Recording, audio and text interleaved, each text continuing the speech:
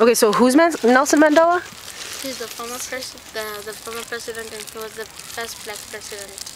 And what else? He was arrested for 27 years. Just for freedom, so that we can have freedom. And have our own rights. And what do you mean by that, have your own rights? What? Doing whatever we want. As what? Like, have a right people to must respect our rights.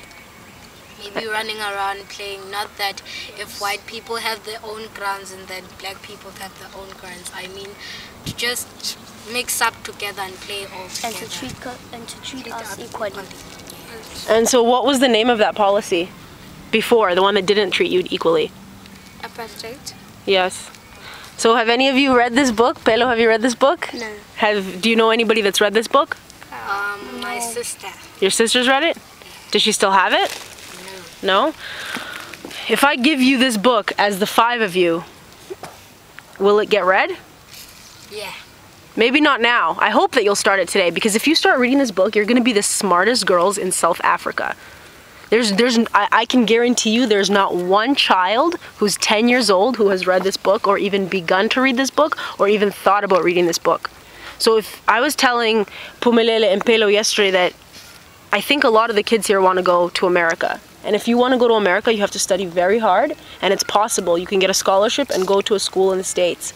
And if you want to do that, you read this book, because it'll make you very smart, and it'll increase your potential, because you'll read faster, you'll know bigger words, and you'll be exposed to different themes that you've never thought about, that are very important, about freedom, about struggle, about black people, about white people, about humanity as a whole, about injustice.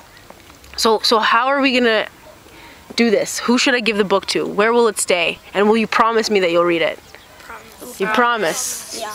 I'm thinking maybe we should take turns on taking it home. Okay. It's like first maybe someone can take it today and maybe bring it next week. Okay. Now this is a very, very thick book, right? It's got almost 700 pages. One thing that I think would be really, really cool is if you took it turns, like you said, everybody read one chapter. And there's actually, it's divided into about 7 parts, but every chapter is probably 10 to 12 pages long, okay? So it's possible to read one chapter. Maybe a chapter a week, and then you switch it off, okay? So Pelo will read the first chapter in a week, then she'll give it to Pumelele. Pumelele will read the first chapter. Everybody reads the first chapter. Once you do that, you get together, and you talk about the first chapter.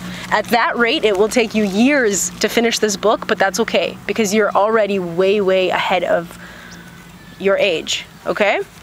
So whatever you do, read this book. If not everybody's going to read this book, one of you read this book and tell everybody else about it. But this book is your key to your future and to your country.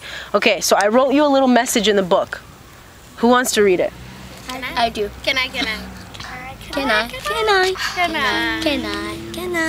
Can you read it at the same time? Can everybody read it at the same time? Because my writing is hard to understand. So here, you guys can crowd around here and read the book and read it out loud. Try. Girls, May the trials and tribulations of This this man's journey offer you a permanent respect for the adverse historic struggle and your people, the evolution of your country, and the liberation of freedom. There's more. Please find it in the presence, strength, and reserve. Perseverance. Perseverance means never giving up, always going forward.